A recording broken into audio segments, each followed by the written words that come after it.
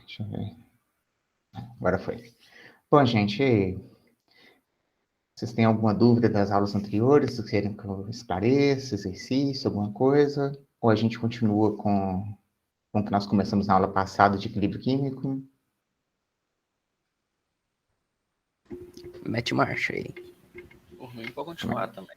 Então, beleza. Bom, gente, então vamos continuar com o que nós começamos na aula passada, que já entra nessa parte de equilíbrio químico.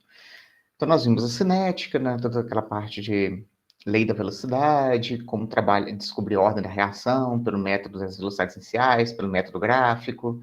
Trabalhamos com algumas equações envolvendo a velocidade da reação. Chegamos lá na equação de Arrhenius, vimos um pouco sobre mecanismo de reação e catalisadores. E nós começamos na última aula a ver a parte de equilíbrio químico. Né? Então, nós vimos que são reações reversíveis, e começamos a ver a ideia de constante de equilíbrio. Hoje a gente vai terminar de trabalhar um pouco com constante de equilíbrio, alguns cálculos envolvendo essa constante, e o princípio de Le Chatelier. E provavelmente não sei, né? Mas talvez dê para a gente começar a parte de ácidos e bases. Mas vamos ver se vai dar tempo, tá? Se não der tempo, a gente continua na próxima aula. Isso aqui eu já passei na última aula também, algumas reações químicas, elas se processam apenas em uma direção, você não tem a possibilidade no sistema fechado, coisa assim, você não tem a possibilidade dela voltar, ou pelo menos não em quantidade apreciável, a gente tem mais reações irreversíveis, tá? Enquanto tem algumas reações, normalmente reações um pouco mais simples, que pode acontecer em dois sentidos, tá? E a gente chama essas reações de reversíveis. Então, se a gente tem um sistema fechado, vai chegar uma situação onde a velocidade da minha reação direta vai ser igual à velocidade da minha reação inversa. A velocidade da reação direta vai ser igual à velocidade da minha reação inversa. Então, nesse momento, as concentrações não vão variar mais. Tá? Então, nós vimos que as velocidades vão ser iguais e, com isso, as concentrações vão permanecer constantes. As reações continuam, tanto a direta quanto a inversa, só como as duas acontecem na mesma velocidade, as concentrações não se alteram, então a gente tem um equilíbrio dinâmico. E nós vimos que a gente pode ter a correlação, né? Se a gente igualar as leis da velocidade para as duas reações, nós vamos ter aqui uma razão das constantes das velocidades, vai ser igual ao produto sobre os reagentes, e essa razão das constantes aqui nós chamamos de constante de equilíbrio. Que eu acho que foi exatamente ali que a gente parou na aula passada, né? Não foi isso? Sim, sim. Foi no slide passado aí. Uhum. Nesse exemplo que a gente estava aqui no slide anterior, a gente colocou uma reação hipotética só A virando B. Tá? Então, seria uma reação, a gente supôs que uma reação elementar, unimolecular, depende só da concentração de A, e a inversa só depende da concentração de B. Mas reações podem ter estequiometrias diferentes, leis da velocidade diferentes, tá? Mas para uma reação genérica, AA mais BB formando CC mais DD, mesmo que a gente escreva a lei da velocidade, lembra que lá, no caso da lei da velocidade, nem sempre as ordens aqui são equivalentes aos índices estequiométricos. Mas quando nós vamos tratar com equilíbrio, a gente pode supor que minhas reações são elementares, mesmo que elas não sejam. Tá? Porque, na verdade, você vai somar as várias etapas que você tem no meio do caminho ali, no final das contas, na hora que você vai tratar do equilíbrio, você vai cancelar com as etapas equivalentes na reação inversa. Né? Então, a gente pode supor que são reações elementares, mesmo que não seja. Tá? Então, nesse caso aqui, a gente pode tratar a lei da velocidade, não é necessariamente a verdadeira, como eu disse, mas sempre as minhas ordens aqui iguais aos índices estequiométricos, coeficientes estequiométricos aqui. Então, quando eu faço minha minha constante, na expressão da constante da velocidade, eu vou ter do equilíbrio, sempre vai ser os produtos, né, vou multiplicar os produtos elevado aos respectivos coeficientes estequiométricos, sempre, tá? Não importa a ordem da reação, são os coeficientes estequiométricos, dividido pelo produto das concentrações dos reagentes elevado aos respectivos índices estequiométricos. Nesse caso aqui, quando a gente trabalha com as concentrações, sempre concentrações molares, tá? Sempre tem que ser em relação ao número de mols. nós chamamos essa constante aqui, às vezes você vai encontrar com essa KC, que é a constante em termos de concentração. Mas quando nós trabalhamos com reações em fase gasosa, às vezes é mais interessante a gente trabalhar com a constante em termos de pressão, que seria o Kp, que é a mesma coisa. Tá? Se essa reação aqui fosse em fase gasosa, seria, só que agora seria, então, o produto das pressões parciais dos produtos elevado aos respectivos coeficientes estequiométricos, dividido pela pressão, pela multiplicação das pressões parciais dos reagentes elevados aos respectivos coeficientes estequiométricos. É a mesma coisa, tá? A expressão é a mesma. O formato da expressão é a mesma, só que aqui em termos de concentração, aqui em termos de pressão. Às vezes, vocês vão ter um exercício que vai tirar o Kc e pedir o Kp, ou o Kp e pedir o Kc. É fácil fazer isso. Você consegue converter pressão em concentração e vice-versa, apenas usando PV igual a nRT. Tá? Se a gente rearranja esse PV igual a nRT aqui, o que a gente vai ter? A gente passa o V para cá, né? Então nós vamos ter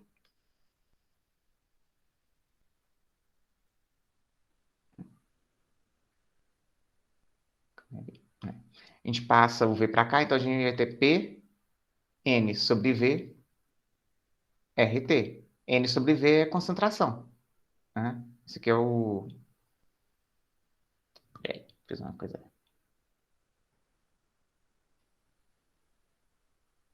não era apagar tudo não, mas tudo bem. P igual N sobre V RT.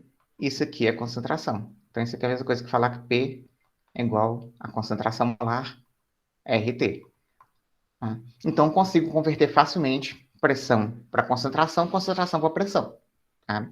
Então, se algum exercício te der a constante de equilíbrio em termos de pressão, você pode simplesmente trocar as pressões parciais, calcular as pressões parciais com base nisso aqui, para chegar na concentração e ter o Kc. Ou se te der as concentrações, se você precisar das pressões, você consegue converter para Kp. Tá?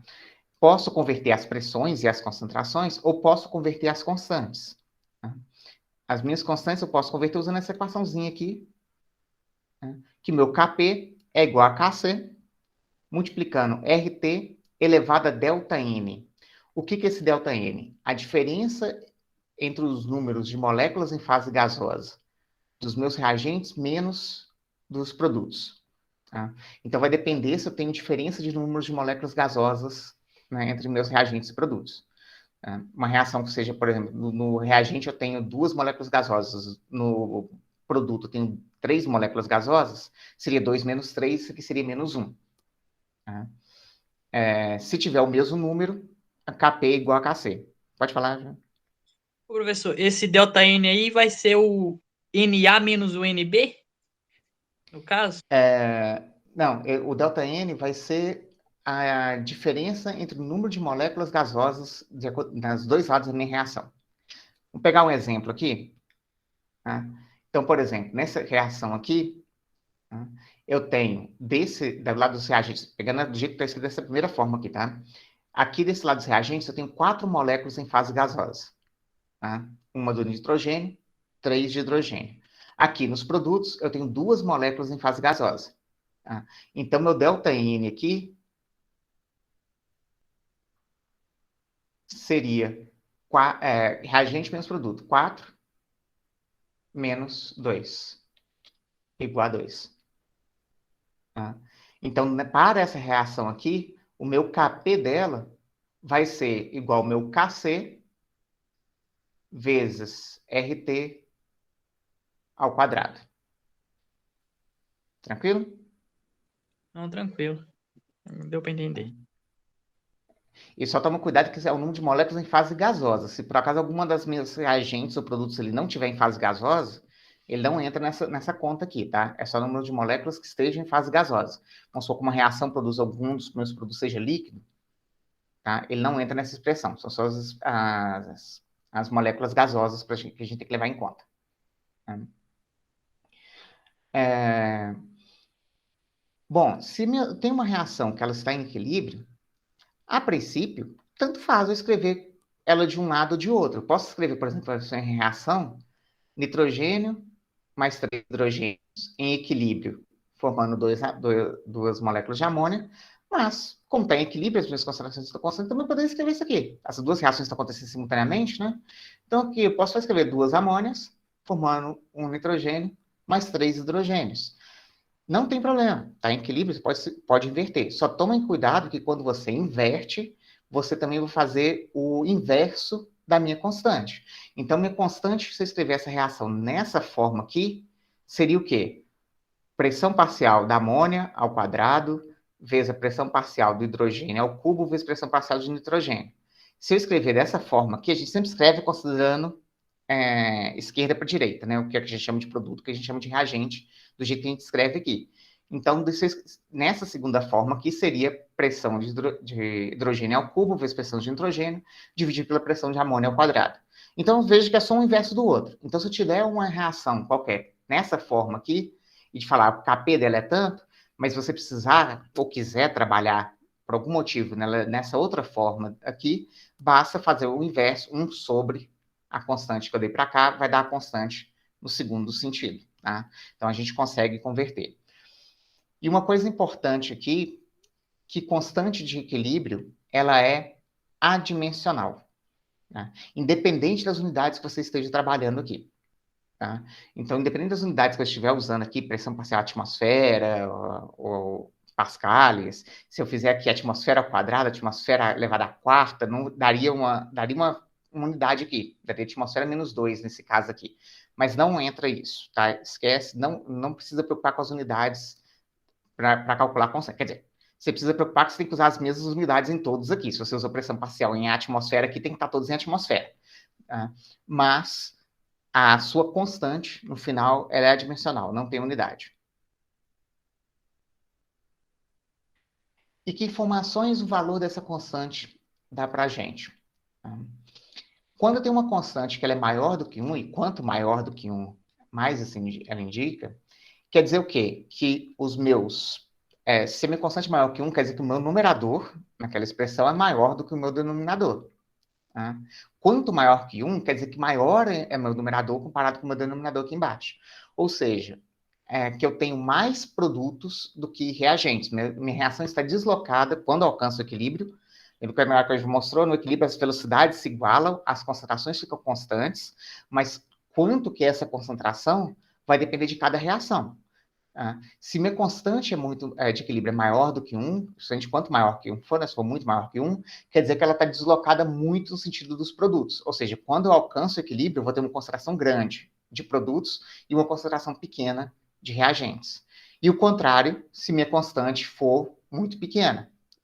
Se ela for muito menor do que 1, quer dizer que, na verdade, o meu denominador é grande comparado com o meu numerador, ou seja, eu tenho pouco produto e muito reagente. Quer dizer que quando eu alcancei o equilíbrio, minhas concentrações de reagentes vão ser maiores do que minhas concentrações dos meus produtos. Professor, Sim? aí não tem nada a ver com o gráfico, né? O gráfico se mantém. O da velocidade, sim, mas é aquele que eu tinha até colocado na... Deixa eu colocar aqui.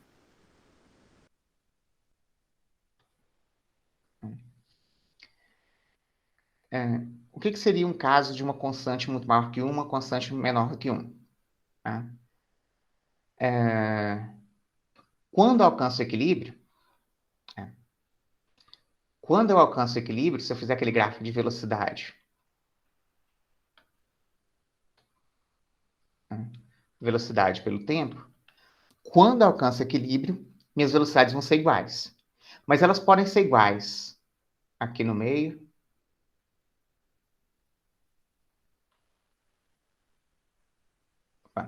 Faz de conta que está certo aqui, tá? É igual aqui. Ou elas podem se igualar aqui embaixo. Ou elas podem se igualar aqui em cima. Em qual situação vai se igualar vai depender de cada reação. Vai depender das minhas constantes de velocidade. Tá? E das minhas concentrações. E se eu faço aquele gráfico de concentração, eu faço aquele gráfico aqui.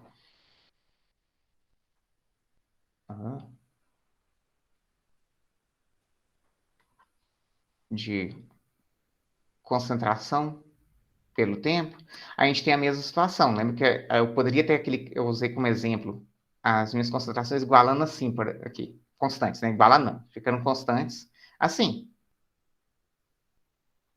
Se for esse caso aqui, quer dizer que meu K aqui provavelmente é muito maior do que, muito menor do que 1. Por quê? Esse aqui são meus reagentes, esse aqui é meu produto, né? Começou o produto zero, reagente no máximo.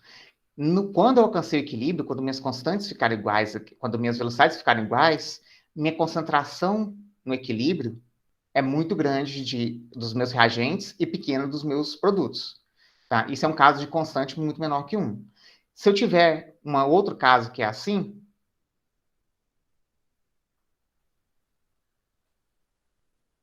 né, eu tenho um caso onde minha constante aqui é muito maior do que 1.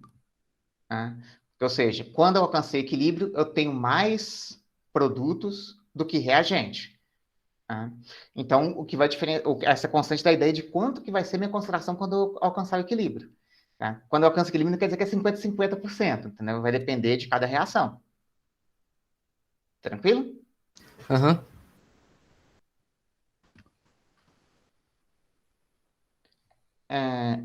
Outra coisa que a gente tem que tomar cuidado na hora de escrever a expressão da constante de equilíbrio são os chamados equilíbrios heterogêneos. Tá? Um equilíbrio heterogêneo é um equilíbrio qualquer onde algum dos meus reagentes ou produtos sai da fase que eu estou considerando. Tá? Então, sei lá, eu tenho essa reação aqui, por exemplo. Tá? Eu tenho Pb2+, mais 2Cl-, formando, aqui ambos aquosos, tá? Em solução aquosa, formando PbCl2 sólido. Então, tem aqui meus dois reagentes estão em fase aquosa e aqui eu tenho meu sólido. Se eu fosse escrever a expressão do equilíbrio, a primeira coisa que a gente pensaria seria uma coisa nesse sentido aqui. A constante de equilíbrio em termos de concentração L2, ação dos íons aqui, né? Com cloreto elevado ao quadrado. Só que esse meu sólido não está naquele meio que eu estou considerando mais. Não tem sentido eu falar da concentração dele na fase aquosa se ele não está na fase aquosa. Tá? Não tem sentido eu falar nessa concentração. Quando eu tenho isso, que algum dos meus reagentes ou produtos saiu da fase que eu estou considerando, ele não entra na expressão do equilíbrio. Tá? É indeterminado, ele ali, a gente substitui ele por 1. Então, para essa reação aqui, o correto seria escrever isso aqui. Tá? Esse aqui, como está sólido, saiu da fase aquosa, ele não vai entrar na minha expressão do equilíbrio. A mesma coisa valeria se produzisse eu estou considerando a fase aquosa e produziu aqui um gás. Né? Se ele saiu da fase aquosa que eu estou considerando, esse gás não vai entrar na expressão do equilíbrio. Tem que até tomar cuidado que, em alguns casos, você pode considerar o equilíbrio do ponto de vista da solução e do ponto de vista do gás. Tá? Você tem que saber qual dos dois você está considerando para conseguir calcular essa constante. Vou pegar um exemplo aqui. Vamos supor que eu tenho um frasco qualquer,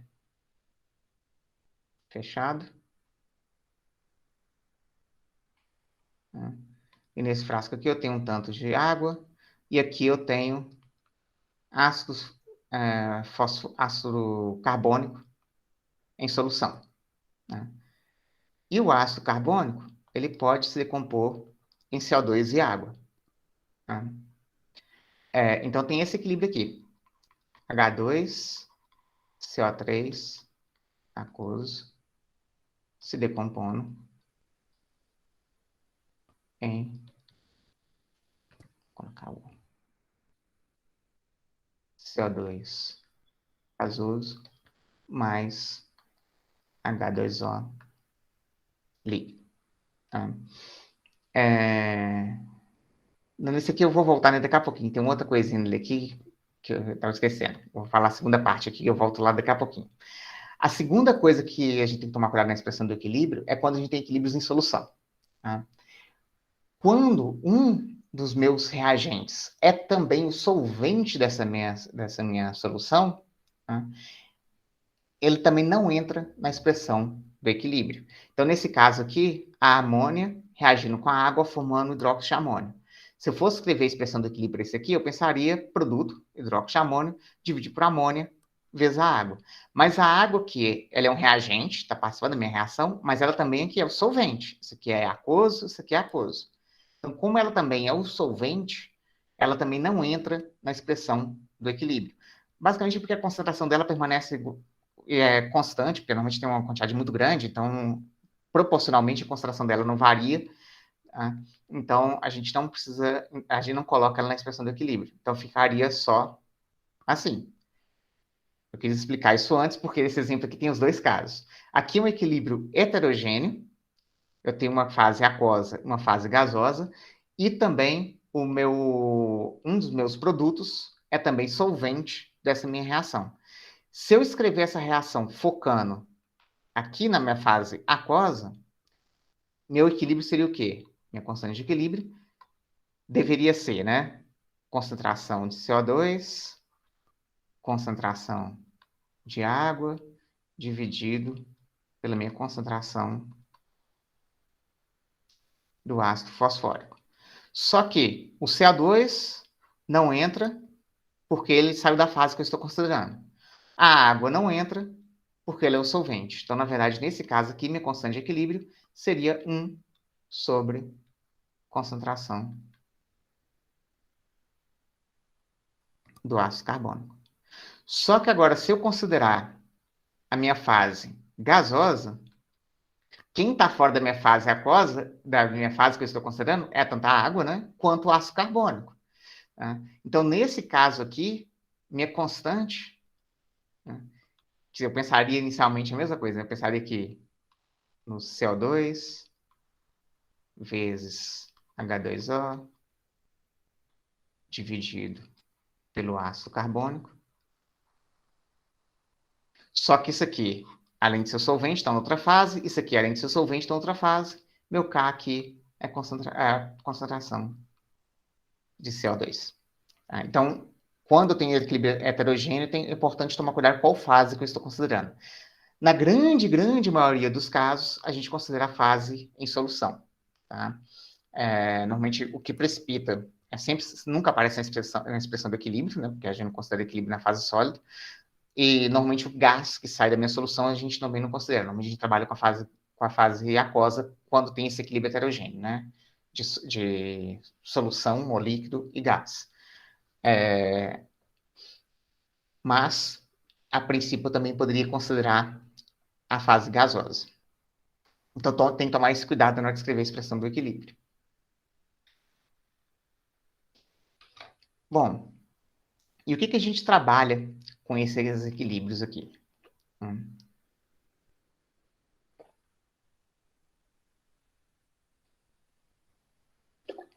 Em termos de cálculo, tá? Em termos quantitativos, o que a gente vai trabalhar com equilíbrio? Nós vamos trabalhar com algumas coisas.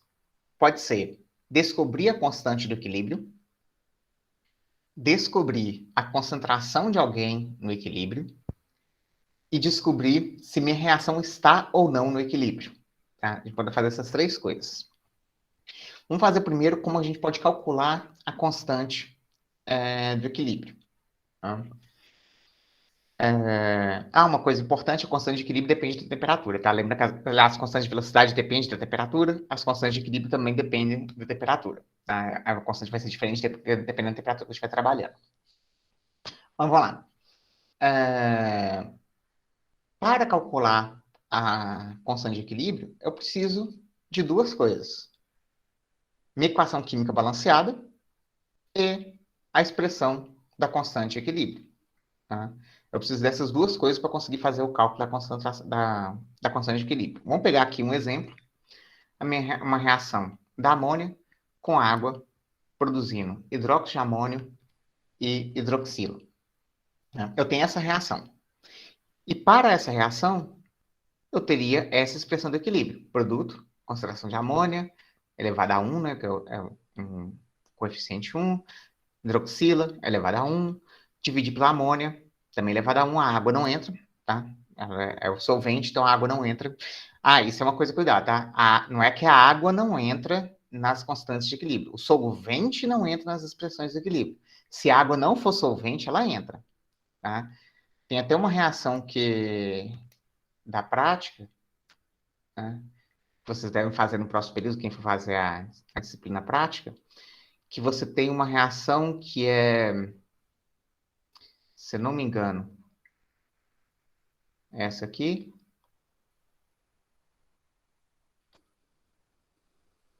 Mas eu não lembro, eu acho que é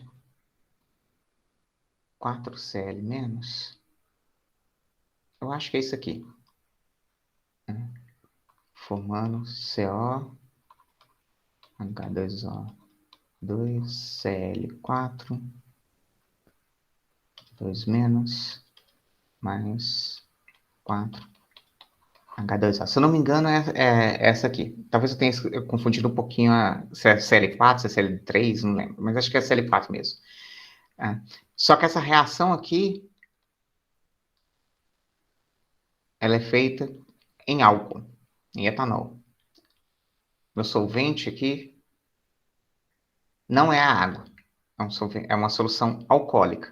Então, nessa aqui, se eu for escrever a constante de equilíbrio para essa reação, eu vou ter aqui CO, H2O, 2Cl4, 2 menos, vezes H2O a quarta, dividido CO, H2O 6, 2 mais, Cl menos a quarta. Então, aqui a água fica, tá? Porque ela é um reagente, mas ela não é o solvente, tá? Então, o que não entra é o solvente. Só tomar esse cuidado. Mas, nesse caso aqui, o solvente é a água, tá? Solução alcoólica, aquosa. Então, meu solvente é a água não vai entrar na expressão do equilíbrio. Então, o que a gente precisa agora para calcular a constante de equilíbrio? As concentrações no equilíbrio, tá? Eu tenho que dar essa informação, alguma informação a mais para vocês. Ou tem que tirar já as concentrações de equilíbrio, aí é só substituir na fórmula, não tem segredo nenhum. Ou eu tenho que te dar alguma informação e a partir delas você consegue calcular a concentração no equilíbrio. Tá? Então, por exemplo, eu posso falar que aqui, nessa minha reação aqui, inicialmente, minha concentração nominal de amônia, tá? Eu preparei a solução considerando que eu tenho de amônia lá 0,01240, né? E que, quando eu alcancei o equilíbrio, eu tinha essa concentração aqui de hidroxila. Então, eu tenho a minha concentração inicial de amônia, né? E eu tenho a minha concentração final no equilíbrio de hidroxila. Eu preciso da concentração de todo mundo. Então, quando eu tenho esse tipo de exercício, a gente vai usar sempre essa tabelinha aqui. Tá? Condição inicial, a variação que eu tenho da condição inicial até alcançar o equilíbrio e a condição no equilíbrio. Então, o que foi dado aqui é que na minha condição inicial, eu tinha uma solução que eu preparei colocando 0,01240 mol por litro de amônia. Tá? Tem a concentração de amônia aqui. Essa é a inicial, acabei de colocar ela na água. Tá? Quando eu acabei de fazer isso, obviamente não tem nada de amônio, nem nada de hidroxila. Tá? Supondo que a hidroxila vem só dessa reação, tá? Com a amônia aqui. E no final, eu tenho essa aqui. Então, quanto que vão ser as outras concentrações finais, no final? Vou por estequiometria. Para que eu tenha 0,46 aqui, tá? Eu preciso produzir 0,46 aqui. De zero tinha que chegar a 46, então eu tive que somar aqui mais 0,046. 0,0046. Tá? A minha reação é 1 para 1. Para cada mol que eu tenho de hidroxila, eu vou precisar de 1 mol de amônio e, quer dizer, vai formar também 1 mol de amônio e eu vou precisar de 1 mol de amônia. Tá? Então, eu também aqui mais 0,0046 de amônio, tinha 0 mais 0,00046, total 0,00046. E de amônio eu tenho que ter consumido menos, então aqui, né, menos 0,00046. Você faz essa continha, 0,1194. A água aqui está em NI, que não importa. Tá? Ela não entra na minha expressão do equilíbrio, quanto que tem de água ali não importa para mim. Tá? Então não preciso nem preocupar com ela. Então agora eu tenho todas as concentrações no equilíbrio. Tá?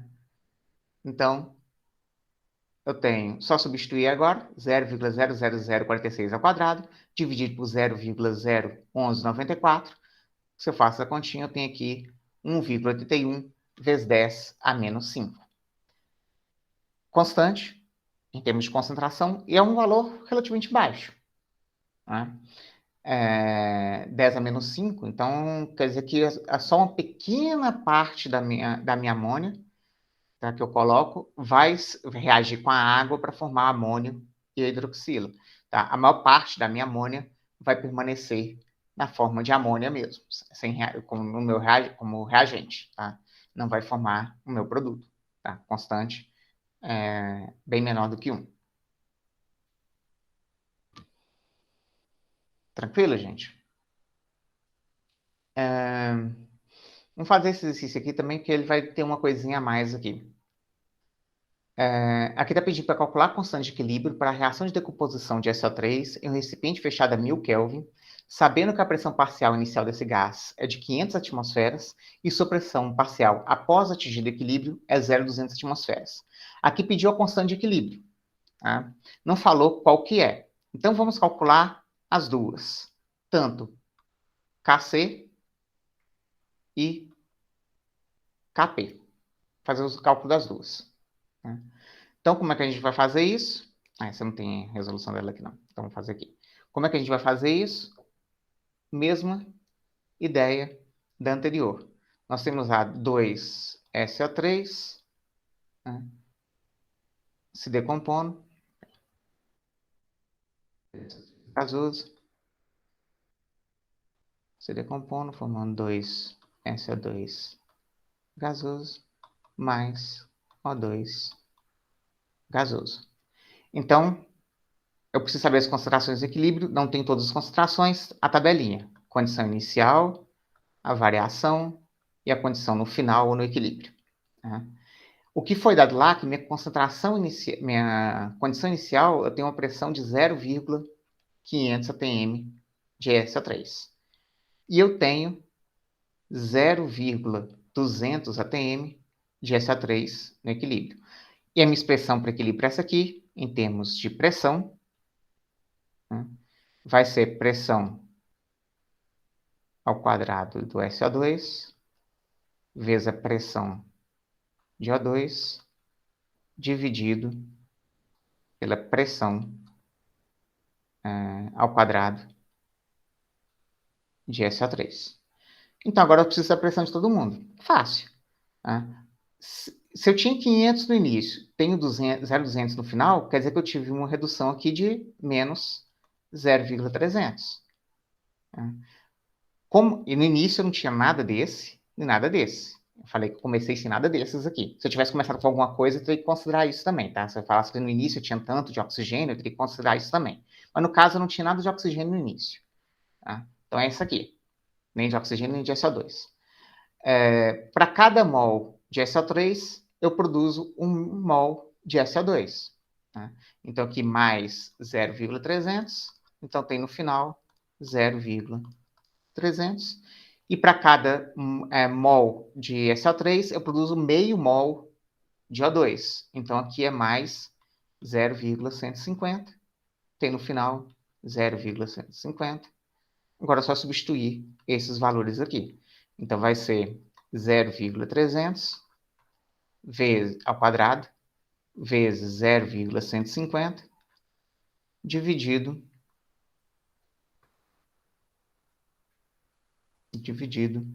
por 0,200 ao quadrado. Isso aqui vai dar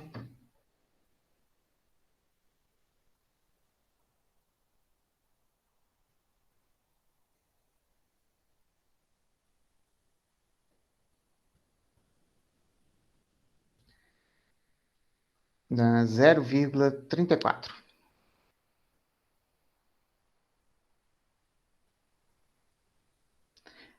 Agora, se eu quero Kp, o Kc,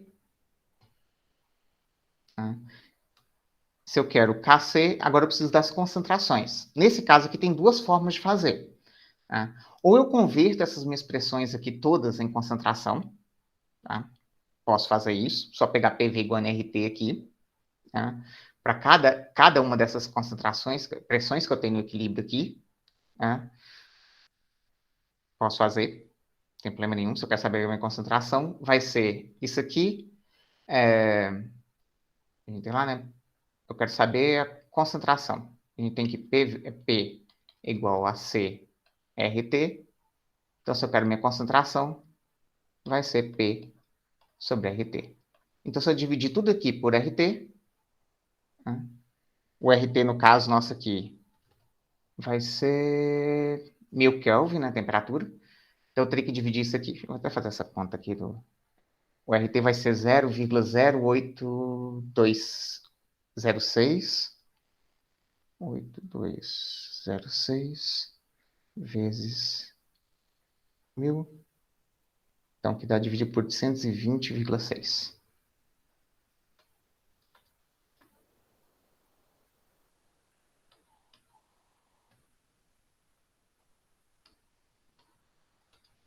Tá? O RT aqui, temperatura de 1000 Kelvin. Tá? O R, eu usei o 0,08206, porque a unidade que eu preciso aqui, né, é exatamente litro atm mol menos 1 Kelvin menos 1. Tá? Então, se eu dividir tudo aqui por 860, eu vou chegar... aí eu posso escrever minhas concentrações aqui, tá? E vou ter a minha pressão. Tá? Então, nesse caso aqui seria 0,2 dividido por 820,6 daria 2,437. Aqui. 2,437 vezes 10 a menos 4. Não precisa nem fazer isso, né?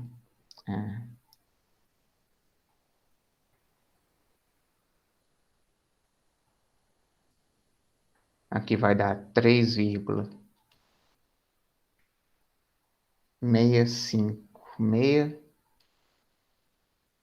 né? Vezes 10 a menos 4.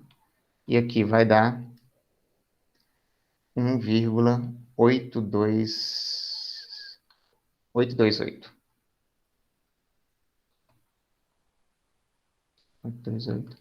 vezes 10 a menos 4. E agora eu substituo aqui nas concentrações. Né? Então, vai ser concentração do SO2 ao quadrado. Então, 3,656 vezes 10 a menos 4 ao quadrado, vezes 1,828 vezes 10 a menos 4, dividido por 2,437 vezes 10 a menos 4 ao quadrado. Isso aqui vai dar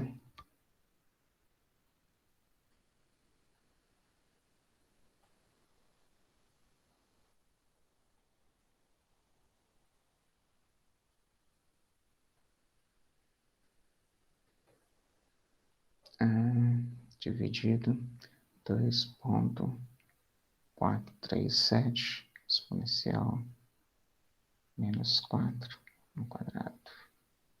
Dá 4,05 vezes 10 a menos 4.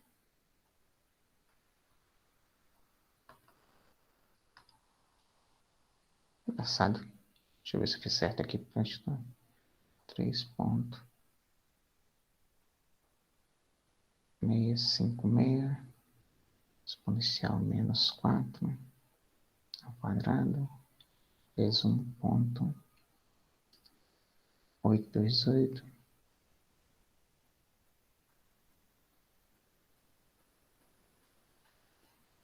dividido 2,437 exponencial menos 4 quadrado. Agora deu 4,11. 4,15. 115. Tranquilo? Uma forma. A outra forma é aquela KP igual a KC RT sobre delta N. Então, aqui, meu KP, nós já tínhamos calculado 0,34. Então, meu KC aqui vai ser o quê? KC vai ser 0,34 dividido por 820,6, né, que a gente já calculou o RT, elevado a quanto? Aqui eu tenho duas moléculas como reagente, na fase gasosa, aqui 3 moléculas como produto na fase gasosa. Então, vai ser 2 menos 3 menos 1. Então, peraí.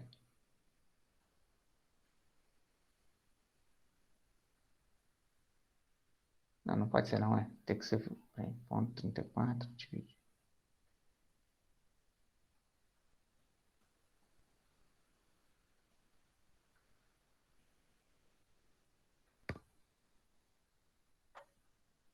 Peraí, eu fiz trocado aqui. Esse RT tem que dar mais 1, não pode dar menos 1.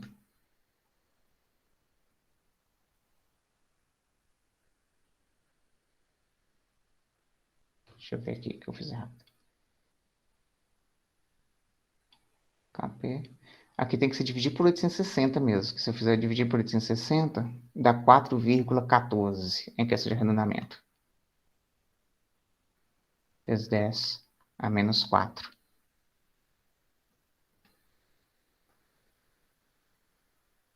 Deixa eu ver se eu... Acho que eu sei onde que tá errado aqui. Deixa eu conferir aqui. Eu acho que eu coloquei...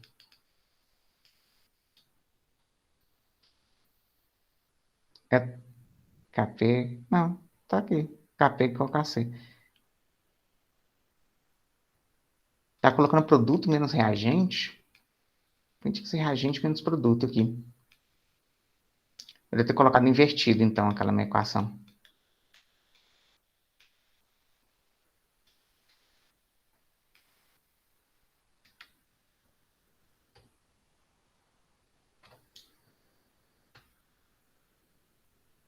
Então, do jeito que eu escrevi aquela equação KP igual a KC, é porque às vezes você encontra essa equação escrita assim, às vezes você encontra ela escrita assim. KC igual a KP, RT, também sobre delta N. Né? Só diferencia aqui quem você considera como produto, quem você considera primeiro, né, no delta aqui, se é o produto ou se é o reagente. Do jeito que eu escrevi aqui, então, é produto menos reagente. É assim que é reagente menos produto. Tá? Por isso que deu errado aqui, porque tem que ser, o RT tem que ser elevado a 1 aqui para dar certo. Tá? Então, aqui tem que ser produto menos reagente, porque é 3 moléculas gasosas no produto e 2 moléculas gasosas no reagente. Tá? Então, nesse caso aqui daria menos... Não, é isso mesmo. Aí, nesse caso aqui vai dar 1. Então, vai dividir aqui por 820,6. Aí sim, dá o mesmo valor. Tem que dar o mesmo valor. Tá? Claro. Qualquer das duas formas que você fazer vai ter que dar o mesmo valor. Tranquilo, gente? Só tomar cuidado com isso aqui, porque então eu coloquei a fórmula onde delta N aqui é produto menos reagente mesmo, não o contrário. Tá?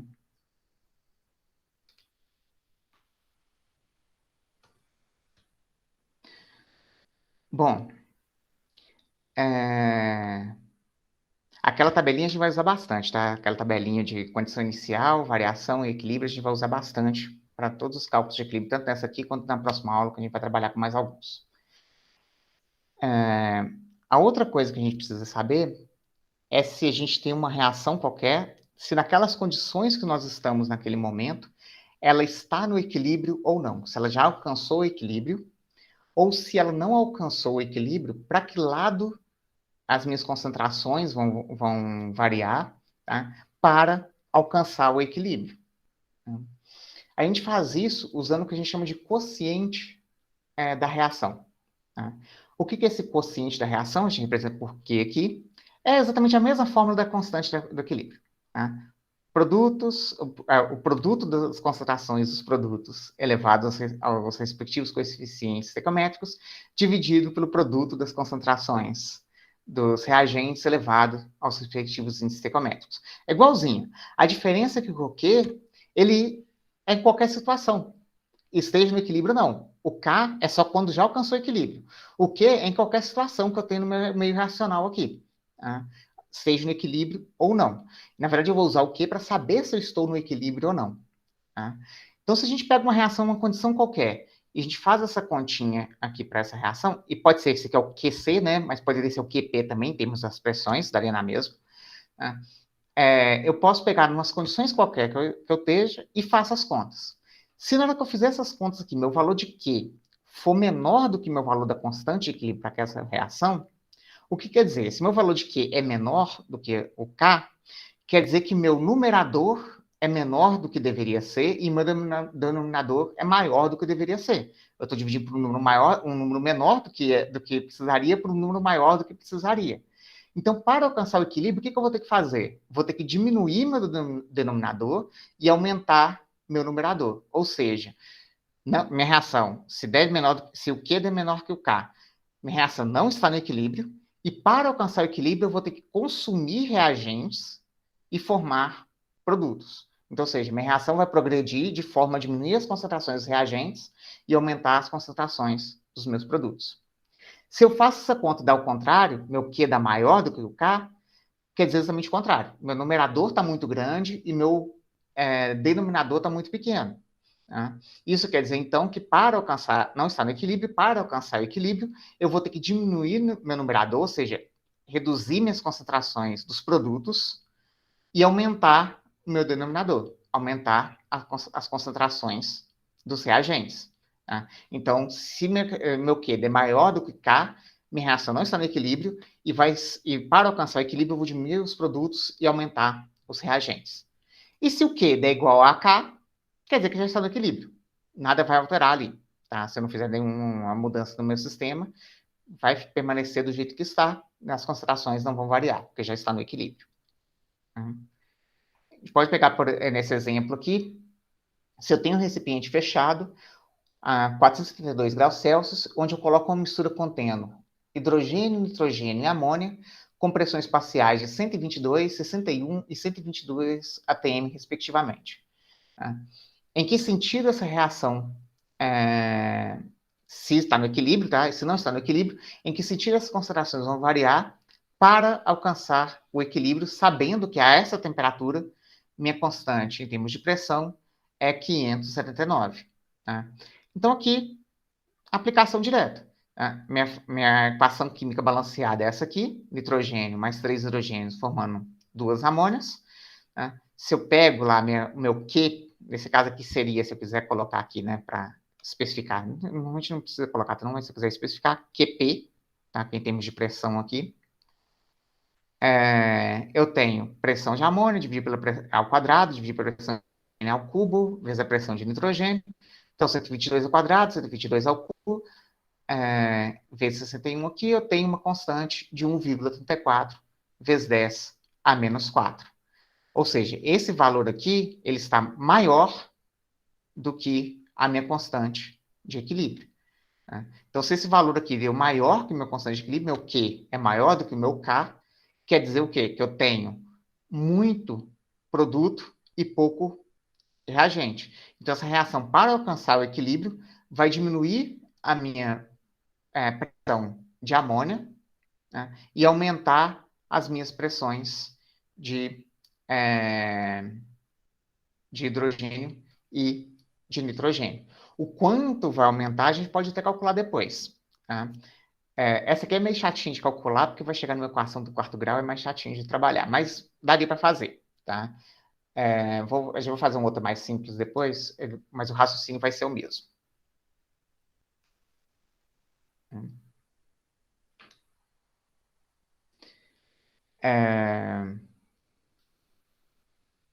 Vamos ver nesse aqui, nesse outro exercício. Determinar a reação a seguir irá seguir para atingir o equilíbrio, sabendo que a 448 graus Celsius, que é a temperatura de reação, meu Kp é igual a 51.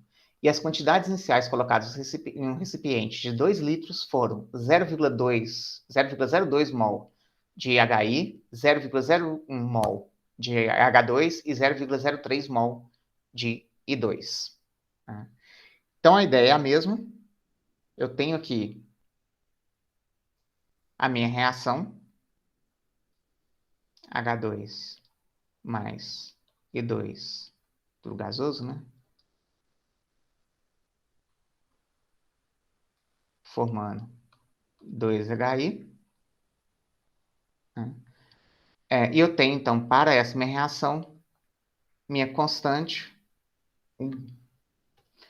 Bom, aqui ele me deu Kp e me deu os mols aqui. Eu posso calcular a pressão, a parte de PV igual a nRT aqui, tá? Posso. Mas nesse caso aqui, até vai ser mais fácil nem preocupar com isso. Vamos trabalhar em termos de concentração mesmo. Por que aqui é mais fácil a gente trabalhar em termos de concentração? Porque é menos conta. Não precisa fazer PV igual a nRT. Tá? E nesse caso aqui, meu Kc vai ser igual a Kp. Tá? Porque a gente já viu Kp igual a Kc RT elevado a ΔN. Nesse caso aqui, meu ΔN é zero. Tem 2 moléculas gasosas nos reagentes, 2 moléculas gasosas no meu produto. Então, isso aqui é zero. Isso aqui é 1. Kp igual a Kc. Tá? Então, o Kp e o Kc tem 51. Então, tanto faz qualquer um que eu quero trabalhar aqui. Tá? Então, eu só preciso saber minhas concentrações, né, no equilíbrio. Tá? Não foram dadas as concentrações, foram dados os números, no equilíbrio não, né? Aqui, na verdade, é o Q, não é o K, né? É o Q. Tá? Aqui, eu estou calculando que é o Q. Não está no equilíbrio. Tá? Mas, eu sei quanto que vai ser. Eu tenho aqui 0,002 de HI, 0,01 de hidrogênio, 0,03 de iodo. Então, tem aqui 0,00, é 0,02 só, né? 0,01. 0,01 de hidrogênio, 0,03 de iodo e 0,02 de ácido iodídrico. Na verdade, aqui é o número de mols. Eu preciso ter ou a concentração ou a pressão, tá? Concentração é mais fácil, eu dividir pelo volume que eu tenho lá, 2 litros. Tá?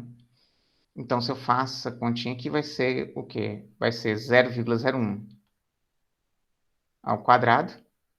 Tá? Expressão, né? Primeiro.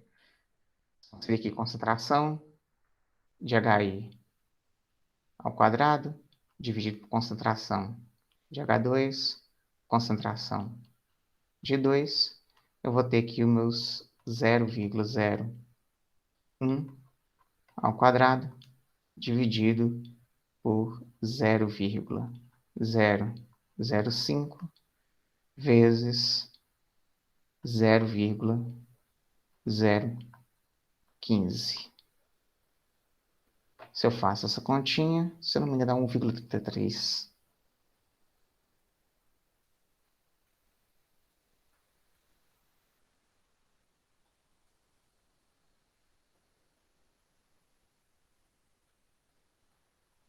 Isso, 1,33.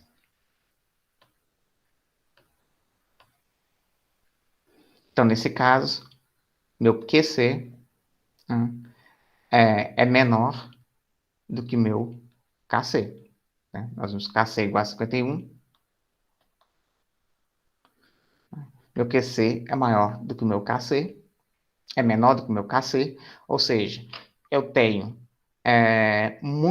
tenho pouco produto e muito reagente. Então, para alcançar equilíbrio, o que vai acontecer? Eu vou consumir reagente e formar produto. Tá? E quais seriam minhas concentrações aqui quando eu alcançasse o equilíbrio? Tá? Como é que eu vou fazer isso? Se eu quiser saber quais são as concentrações que eu terei quando eu alcançar o equilíbrio nesse sistema. Né? Essa aqui também é chatinha de fazer, mas dá para fazer. Não vou resolver ele inteiro, não, mas só para deixar, indicar como é que a gente vai fazer isso. Né? A gente viu que a concentração aqui é 0,005, 0,0015, 0,001. Tá? A gente vai usar aquela tabelinha. Inicial, variação, final. Tá? A gente sabe que para que minha ação alcançar o equilíbrio, eu vou ter que consumir reagente e formar produto. Certo? É o que está falando aqui. Meu QC é menor do que o KC, então eu vou ter que consumir reagente e formar produto. Quanto que eu vou consumir de reagente? Não tenho ideia. Tá? Não sei quanto que eu vou consumir de reagente. Mas eu sei que eu vou consumir X. Para cada mol de hidrogênio que eu consumir, eu vou consumir também 1 mol de iodo. Menos X. E para cada mol que eu consumir de iodo, eu vou produzir 2 mols de HI. Mais 2x. Então, no equilíbrio, eu vou ter o quê? 0,005 menos x, 0,0015. Tem um zero a mais em algum, um zero a menos em algum aqui, não tem? Tem. Estou colocando zero a mais aqui.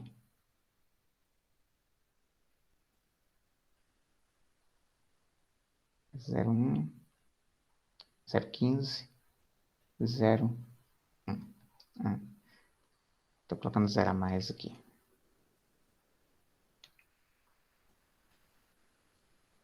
E 0,01 mais 2x. Então, se eu souber o valor de x, eu consigo saber qual que é o valor que eu tenho no equilíbrio. Tá?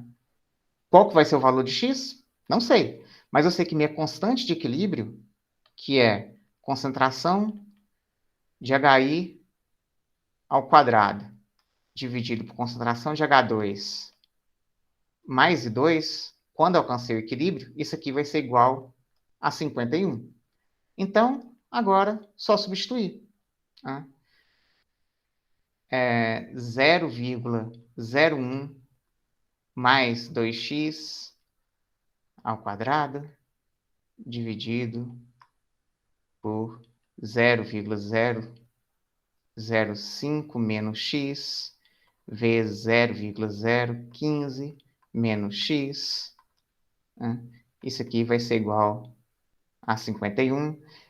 Vai chegar numa equação, não vou resolver isso agora não, mas vai chegar numa equação aqui do segundo grau. Tá? Bhaskara, vou encontrar dois valores de x. Vejo se algum deles não tem sentido. Normalmente você vai encontrar dois valores, um deles não vai ter sentido. Tá? Vai dar um valor negativo de x, ou vai dar um valor que não tem sentido, tipo, dar um valor de 0,10. O x não pode ser 0,10, porque não tem como subtrair 0,10 de 0,005. Tá? Então, dá um valor que não é definido. Tá? Aí, o outro x é o valor que eu tenho. Aí, agora é só substituir esse valor de x aqui. Tá? É o tipo de exercício mais difícil que pode aparecer, é esse, se você resolver uma equação quadrática aqui. Tá? Na verdade, porque a gente está simplificando aqui só uma equação de segundo grau. Aquele outro exemplo que eu falei que não queria trabalhar com amônia, porque naquela da amônia daria uma equação de quarto grau. Tá? Se eu quisesse ver quais as concentrações de equilíbrio. Dá para resolver? Dá. Só que dá muito trabalho. A gente vai fazer uns cálculos assim, mas em situações um pouco mais simples.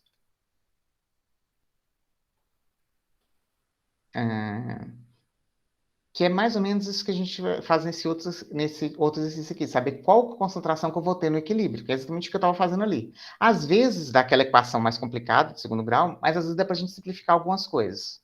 Tá? Nesse exemplo que está aqui, eu tenho novamente minha reação da amônia lá, tá? E eu tenho, falando aqui no início, no equilíbrio, eu tenho essa concentração aqui de N2, essa concentração de H2, só que eu não sei quanto que eu tenho de amônia no equilíbrio. O que é fácil. Só substituir, então, sabendo a constante de equilíbrio. Então, para essa reação aqui a 15 graus, essa é a constante de equilíbrio aqui, Kp. basta substituir agora na expressão, nesse caso aqui, como só tem x em um termo, tá? Fica bem mais fácil. Tá? x2 embaixo que já está no equilíbrio, então já tem minhas constatações no equilíbrio aqui. Tá? Igual isso aqui, se eu resolver isso aqui, eu vou ter um valor de pressão de amônia, vai ser exatamente o valor de x, 2,24 vezes 10 a menos 3. Depois a gente vai fazer um caso onde não tem x em mais de um termo, mas a gente consegue simplificar. Tá?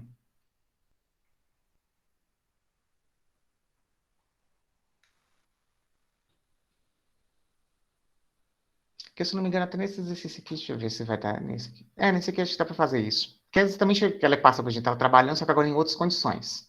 Tá? Então, eu quero saber, nessa minha reação aqui, qual será a minha concentração no equilíbrio. A vantagem dessa aqui, que na verdade um dos termos aqui só tem, começou com no início sem iodo. Então, eu peguei um balão, coloquei nesse balão lá hidrogênio e iodo, e deixei reagindo até alcançar no equilíbrio. Tá? E eu quero saber quais serão minhas concentrações no equilíbrio. Nesse caso aqui, eu tenho aqui que, no início, eu tinha 59,2 atm de hidrogênio, 118,4 atm de iodo e 0 de ácido iodídrico.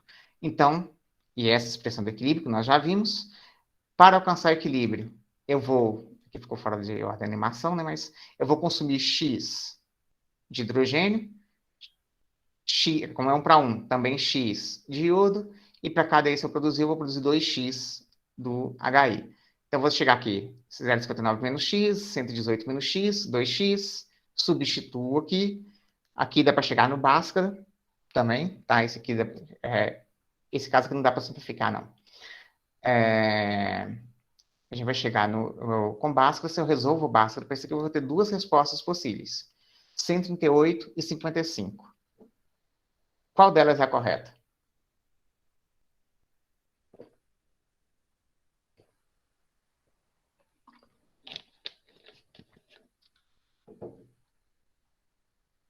Em hipótese alguma, pode... As duas? Não. Não, né? Não. Não pode dar negativo em uma das outras ali. Não tem sentido. Concentração negativa. Então. É exatamente isso. Tá? Aqui tem dois resultados. 138 e 55. O 138 não tem sentido, porque eu não consigo subtrair. Eu só tenho 59,2 atm de hidrogênio. Como é que eu vou subtrair 138 dela? Não tem jeito. Matematicamente é uma resposta, mas fisicamente, tá? Não tem um sentido aqui. Tá? Então, a resposta correta nesse caso aqui é só o 55. Tranquilo, gente?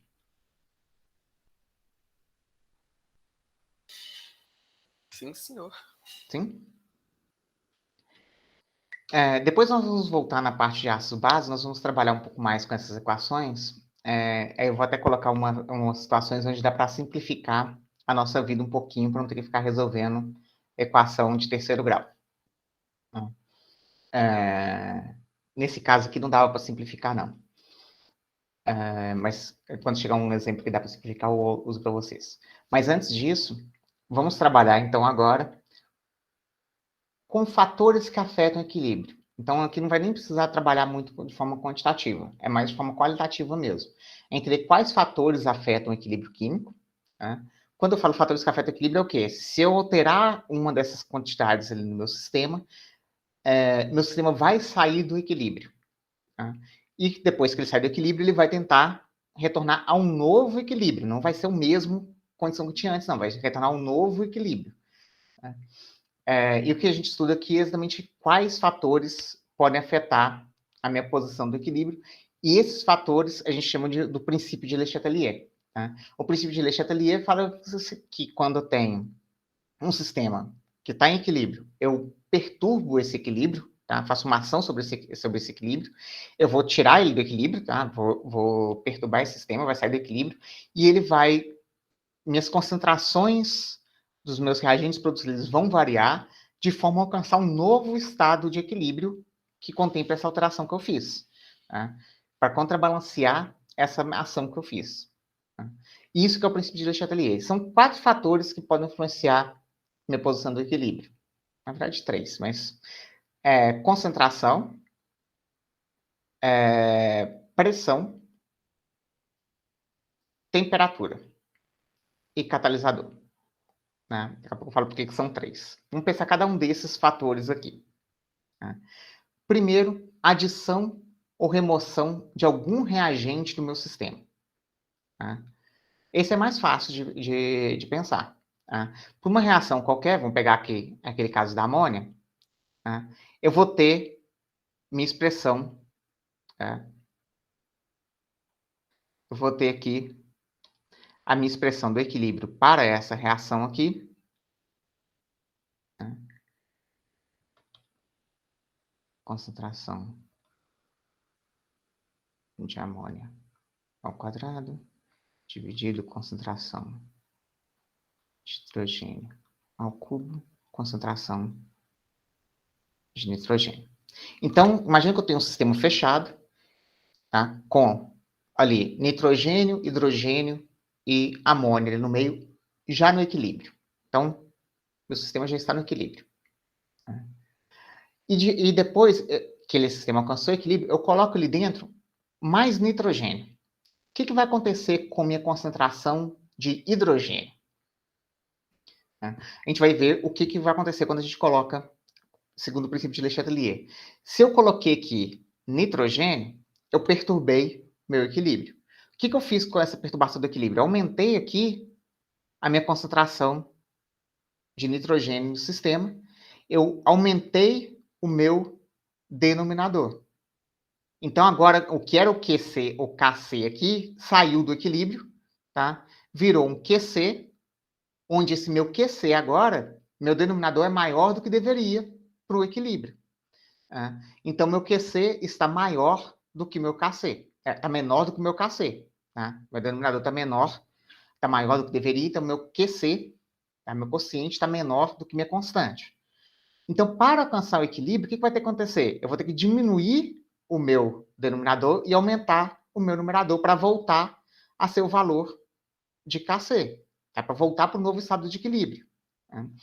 Aí, quando eu faço isso, o que vai acontecer no meu sistema? Quando ele alcançar o novo equilíbrio? Vai ter aumentado minha concentração de amônia, tá? Porque para alcançar equilíbrio, eu vou ter que consumir reagente e formar produto, então vai aumentar minha concentração de amônia. Minha concentração de nitrogênio pode ser que provavelmente aumentou também, porque eu coloquei nitrogênio, tá? Apesar que ele deveria diminuir pelo equilíbrio aqui, mas como eu coloquei nitrogênio, provavelmente minha concentração no final vai ser um pouco maior. Mas agora de hidrogênio vai estar menor do que eu coloquei no início. Então, se eu colocar nitrogênio nesse meu sistema, minha concentração de hidrogênio diminui e minha concentração de amônia aumenta. Tá? Então, eu perturbei o equilíbrio, coloquei um reagente. Para contrabalancear isso, eu vou deslocar meu equilíbrio no sentido de formar produto. Tá? Então, isso vai aumentar a minha concentração de produto e vai diminuir as concentrações dos reagentes. Tá? Eu falei aumentar aqui no sentido de aumentar o que eu tinha antes de colocar o nitrogênio, tá? Mas depois, se pegar o que eu coloquei o nitrogênio depois, tá? Somar tudo vai diminuir também, óbvio. Tá?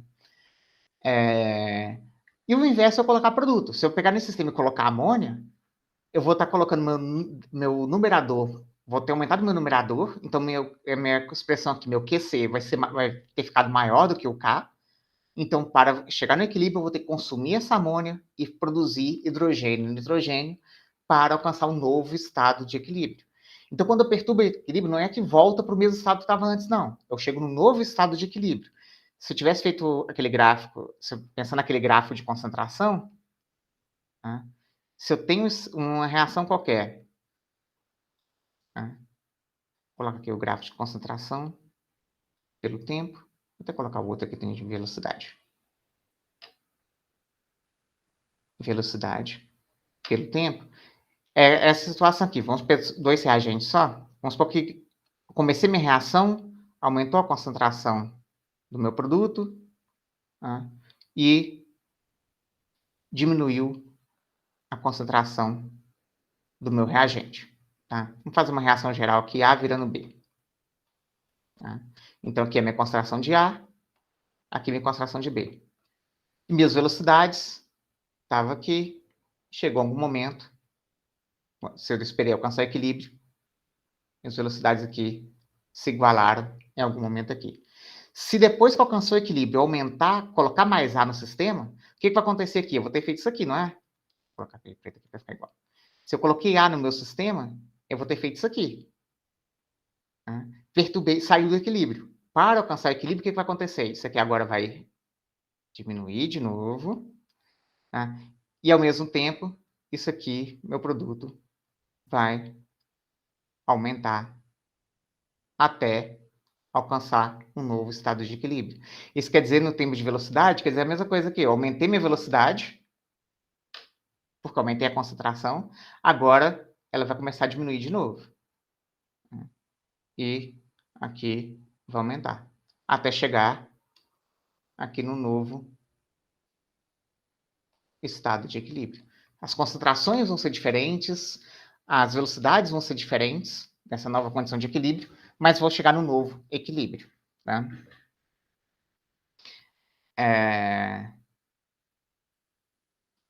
Vamos lá. Pressão. Pressão aqui não é a pressão parcial. Quando é pressão parcial de algum dos meus reagentes, é que eu estou colocando meu reagente ou tirando meu reagente. Ah, tá. Só esqueci de falar. E o contrário se eu remover, tá? Se eu tirar a amônia do sistema aqui, tá? eu vou estar diminuindo meu numerador vai estar muito grande comparado com o meu numerador, vou ter que consumir meu reagente e formar meu produto. Se eu tirar nitrogênio, eu vou ter diminuído meu denominador, meu numerador vai ficar grande comparado com o denominador, meu QC vai ficar maior do que o K, eu vou ter que produzir mais nitrogênio e hidrogênio e consumir minha amônia. Tá? Então, remover funciona no sentido contrário. Pressão aqui não é a pressão de colocar um dos meus reagentes ou produtos, que a gente pode trabalhar naquele caso anterior lá. É quando eu altero a pressão do meu sistema de alguma outra forma. Aí tem duas formas de aumentar a minha pressão do sistema. Tá? A primeira delas é colocando um gás inerte. Tá? Então, se eu tenho um balão aqui com nitrogênio, tá? Um reator aqui onde eu tenho lá meu nitrogênio, meu hidrogênio e minha amônia. Tá?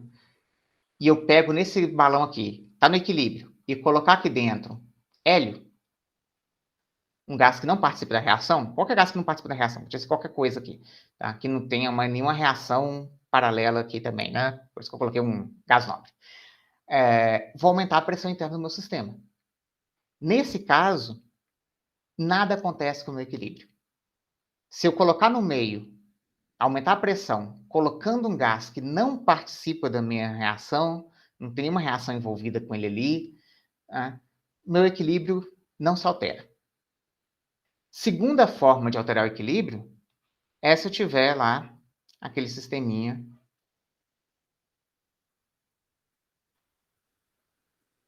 de um pistão. Imagina que eu tenho um êmbolo aqui, aqui eu tenho meu N2, H2 e amônia aqui dentro. Então, posso aumentar a pressão pressionando esse pistão, diminuindo meu volume, né, forçando ali, né, colocando um gás extra. Nesse caso, o que vai acontecer com o meu equilíbrio? Meu equilíbrio vai tentar minimizar essa pressão que eu aumentei. Como é que ele vai fazer isso? Ele vai diminuir o número de moléculas em fase gasosa que eu tenho. Então, se eu tenho uma reação, aqui no caso da amônia, se eu aumentar a pressão, tá? Baixei o êmbolo aqui, do lado dos meus reagentes eu tenho 4 moléculas gasosas, 3 hidrogênios e 1 nitrogênio. E nos meus produtos, 2 moléculas gasosas, 2 amônias. Tá? Então, para contrabalancear essa pressão que eu aumentei, o que vai acontecer? Eu vou consumir meus reagentes e formar produto, porque eu diminuo o número de moléculas gasosas nesse meu sistema. Tá? Então, quando aumenta a pressão a partir de um êmbolo, tá? De um pistão, eu vou favorecer o sentido da reação que diminui o número de moléculas em fase gasosa. Então, nesse caso aqui, deslocaria no sentido dos produtos. Se eu fizer o contrário, se eu diminuir a pressão, vai favorecer o sentido que aumenta o número de moléculas gasosas. Então, se eu diminuir a pressão, eu vou, na verdade, fazer isso aqui vir para cá. Tá? Se fosse aquela outra reação que nós olhamos antes, do H2 mais I2 produzindo 2HI, nada aconteceria. Tá? Nada aconteceria porque eu tenho o mesmo número de moléculas gasosas dos dois lados da minha reação. Isso, claro, considerando que eu estou fazendo um processo aqui isotérmico, tá? Um aumento de pressão aqui isotérmico. A gente sabe que se a gente pressionar, a gente pode aumentar a temperatura, se a gente puxar, vai diminuir a temperatura, mas eu tenho um sistema aqui que mantém isso aqui numa temperatura constante. Tá? Então, nesse caso aqui, mesmo número de moléculas gasosas dos dois lados, não afeta o equilíbrio. Se eu tiver números diferentes, aumento da pressão favorece o sentido que diminui o número de moléculas em fase gasosa, a diminuição de pressão, o sentido que aumenta o número de moléculas em fase gasosa. O outro caso, que é exatamente isso que eu estava colocando aqui, né? Isso aqui eu já falei. O outro caso é a temperatura. Nós vimos na aula anterior que a temperatura sempre aumenta a velocidade da minha reação. Tá? Sempre aumenta a velocidade da minha reação. E que minha constante, minha constante K da velocidade, depende da temperatura. Aquela lá é a equação de Arrhenius. E como que vai afetar o equilíbrio? Na verdade, se eu aumentar a temperatura, vai acelerar as duas reações, tanto a direta quanto a inversa. Mas uma vai ser mais afetada do que a outra. Qual que vai ser mais afetada? Vai depender daquelas diferenças de energia de ativação. Tá? Deixa eu pegar aqui, acho que tem um exemplo aqui. Não é exatamente isso aqui não, mas vai depender dessa diferença de energia de ativação. Vai depender qual lado tem maior energia de ativação. Se for uma reação exotérmica, um aumento da temperatura vai favorecer quem mais? Esse lado aqui eu vou conseguir passar pela energia de ativação mais fácil, porque tem uma diferença de tamanho aqui menor, vai ser menos influenciado do que o lado contrário aqui, tá? Que eu vou ter que uma energia de ativação da reação inversa é maior aqui se for um processo exotérmico, e o contrário se for um processo endotérmico. Então, na verdade, a temperatura, ela sempre favorece o aumento da temperatura, o sentido endotérmico da minha reação. Tá?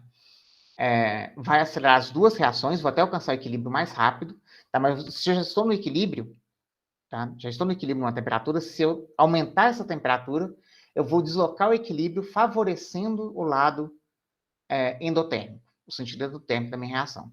Se eu reduzir a temperatura, eu vou favorecer o sentido exotérmico da minha reação. Então, nesse caso aqui, se eu aumentar a minha temperatura, essa reação aqui, ela é endotérmica, no sentido direto aqui. Então, se eu aumentar a temperatura, eu vou favorecer a decomposição do N2O4 em NO2. Se eu diminuir a temperatura, eu vou favorecer o sentido oposto. Tá? Nesse caso aqui da reação da amônia, ela é exotérmica nesse sentido. Tá? Então, se eu aumentar a temperatura, eu vou favorecer o sentido oposto aqui. Só que, claro, tem que tomar cuidado, porque isso também vai influenciar a cinética, vai influenciar as duas coisas, né? O tempo que eu vou demorar para alcançar o equilíbrio também. Então, às vezes, compensa mesmo fazer uma reação que seja exotérmica, fazer a temperatura alta para ter uma cinética razoável. Tá? Mesmo que o equilíbrio seja favorecido a temperatura baixa, pode se compensar ao começar ela pela temperatura alta para ter uma cinética favorável, para conseguir energia suficiente para ultrapassar a energia de ativação. Tá? Mas se eu já estou no equilíbrio lá, numa temperatura, se eu baixar essa temperatura, eu vou favorecer o sentido exotérmico. Se eu aumentar a temperatura, eu vou favorecer o sentido endotérmico. Algumas pessoas gostam de trabalhar, que é uma forma de pensar isso também, é pensar a variação de temperatura aqui como se fosse um reagente ao produto. Se é uma reação exotérmica, tá? Quer dizer, está liberando o calor, eu posso pensar o calor aqui como um produto. Se é uma reação endotérmica, quer dizer que eu tenho que entrar com calor aqui como reagente. Então, posso pensar no sentido de coloquei mais calor, coloquei mais reagente, então vou deslocar no sentido dos produtos, tá? Se preferir pensar nesse sentido. E catalisador? Catalisador diminui a energia de ativação da nossa reação. E ela vai diminuir tanto da reação direta quanto da reação inversa. Tá? Então, aqui estou mostrando que tem uma reação não catalisada aqui em cima. Com o catalisador, diminui a energia de ativação. Vai diminuir tanto no sentido direto quanto no sentido inverso. No final das contas, a presença de catalisador não afeta a posição do equilíbrio. Tá? o equilíbrio continua na mesma condição, tá? As mesmas concentrações. Quando alcançar o equilíbrio, se eu tenho uma situação no equilíbrio aqui, jogar um catalisador ali dentro depois que já alcançou o equilíbrio, não vai fazer diferença nenhuma, tá? Mesmo assim, a gente em processos, a gente pode usar um catalisador, porque vai fazer com que a gente alcance o equilíbrio mais rápido. Tá? A mesma coisa que eu falei da temperatura. A gente pode fazer uma reação, mesmo que seja isotérmica, fazer a temperatura mais elevada, para alcançar o equilíbrio mais rapidamente. Tá? Eu vou favorecer a cinética dos dois lados, então vou favorecer, seria no gráfico aqui, né? Em vez de alcançar o equilíbrio aqui, na presença de catalisador, eu poderia fazer isso aqui assim. Eu alcançaria aqui o meu equilíbrio em menos tempo do que a reação não catalisada. Tá? Alcançaria as concentrações aqui. Faria assim, né? Nesse caso aqui. Alcançaria mais rapidamente o equilíbrio. Mas as concentrações que eu teria no equilíbrio seriam as mesmas com ou sem catalisador. No caso daquela reação de amônia, a gente normalmente faz ela com catalisador de ferro suportado. Então, vou pensar essa reação da amônia. Eu gosto dessa reação da amônia. Vamos lá. Depois eu falo. Eu gosto dessa reação da amônia, porque essa, na verdade, é uma das reações mais importantes da história da humanidade. Não sei se já contei isso para vocês, eu conto para várias turmas. Eu já contei ou não? Acho que não. Acho que Não tô não. lembrando. Não. Eu gosto dessa reação porque, na verdade, é uma das reações mais importantes da história da humanidade. Por quê? Por que a amônia é importante? Amônia? Serve para nada, só para dar um cheiro ruim. Na verdade, não. Ela serve para muita coisa. Só existem 8 bilhões de pessoas na Terra hoje por causa dessa reação aqui. Porque a amônia ela é usada para fazer fertilizante. Até início do século XX, um dos maiores produtos de exportação no mundo era, não sei se para pássaro também chamam guano, né? Mas basicamente bosta de pássaros. Exatamente porque é composto nitrogenado. Tá? A atmosfera é 78% de nitrogênio, mas o nitrogênio da atmosfera é extremamente estável, ligação tripla lá, né? É extremamente estável. Tá? Normalmente a gente não consegue transformar esse nitrogênio numa forma que a gente consegue utilizar. As únicas coisas que conseguem fazer isso são algumas bactérias que vivem nas raízes de plantas. Tá? E alguns cianobactérias também, tá? Tem alguns micro-organismos que conseguem fazer isso. Só que para crescer planta, as plantas precisam de nitrogênio. Então, se a gente quer fazer agricultura, a gente precisa fornecer esses nutrientes, entre esses, o nitrogênio. E esse sempre foi um grande gargalo, conseguir nitrogênio em quantidade suficiente para plantar e ter comida suficiente para a população crescente da humanidade. Então, tinha uma grande exploração em algumas ilhas do Pacífico, no Chile, tinha umas ilhas lá que tinha metros de guano de pássaros durante séculos foram acumulando lá, e o pessoal fazia coleta disso, levava para a Europa, levava para os lugares para fazer usar como adubo. Né? Então, o pessoal queria fazer um jeito de conseguir produzir fertilizante de uma forma mais fácil. Mas, como disse, essa ligação aqui é extremamente estável. Então, tentaram-se várias reações para conseguir produzir uma forma biodisponível de nitrogênio. Então, uma possibilidade seria essa reação da amônia. Só que essa reação da amônia, ela é muito ruim para isso. Tá? A cinética dela é muito baixa, o equilíbrio dela é muito deslocado no sentido dos meus reagentes. A gente viu que a constante de equilíbrio dela dá 10 a menos 5, 10 a menos 6, dependendo da condição de temperatura. Tá? Então, não conseguia se fazer isso em uma escala muito boa. Até que um alemão, o Haber, conseguiu formular um processo industrial que permitia fazer essa síntese de amônia de forma eficiente. Tá? O que vocês teriam que fazer? Como é que essa síntese de amônia é feita? Tá? Exatamente explorando tanto que a gente viu de cinética quanto que nós vimos de equilíbrio. A cinética é lenta, então faço reação a temperatura elevada para acelerar a minha reação. Coloco um catalisador. Tá? Só que mesmo com o catalisador e a temperatura elevada, e até porque eu tenho que colocar a temperatura elevada, nós vimos que essa reação, o equilíbrio dela é deslocado no sentido dos meus reagentes. E a temperatura mais como o sentido exotérmico é para cá. Então, se eu colocar a temperatura alta para favorecer a cinética, eu desfavoreço o equilíbrio. Então, eu coloco um tanto de nitrogênio e amônia no sistema, nitrogênio e hidrogênio no sistema, vai produzir muito pouca amônia. O que o Haber fez? Ele montou um sistema para explorar a cinética e o equilíbrio.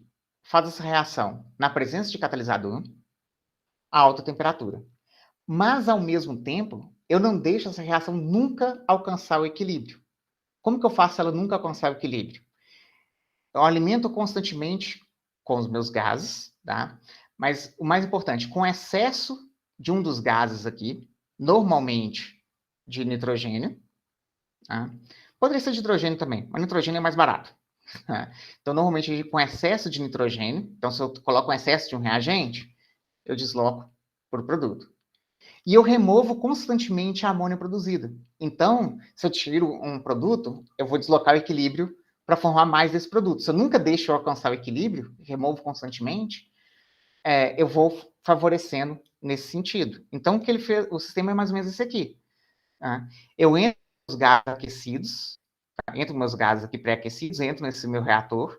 Nesse reator aqui, aquecido, 500 graus, com um catalisador, que é a base de ferro. Nesse processo aqui vai ter minha reação. Tá?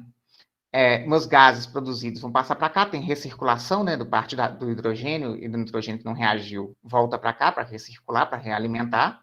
Tá? Ao mesmo tempo, do lado de cá, a entrada até por aqui, né? Está entrando por aqui, mas e aqui recircula. Tá? E ao mesmo tempo, do lado de cá, eu resfrio o meu sistema. Aqueço aqui para aumentar a cinética, do lado de cá eu resfrio o meu sistema. Tá? Então, para deslocar o equilíbrio, então começou a produzir aqui, eu já vou ter uma mistura de nitrogênio, hidrogênio e amônia. Do lado de cá eu resfrio, então vou deslocar o equilíbrio para formar mais amônia, e ao mesmo tempo vou condensando minha amônia aqui e vou removendo essa amônia o tempo todo daqui. Se eu estou tirando ela do meu sistema, eu estou sempre produzindo mais amônia, estou sempre deslocando equilíbrio de forma a produzir amônia aqui. E com isso, a gente conseguiu produzir, é o que a gente faz mais hoje, fertilizante artificial. Né? O gargalo nosso hoje não é nitrogênio na produção agrícola. O gargalo hoje é mais o fósforo, que esse vai ser um problema nos próximos anos ainda maior, do que o nitrogênio. Tá? Nitrogênio a gente tem tranquilo. Mas eu gosto de contar também a historinha do bor.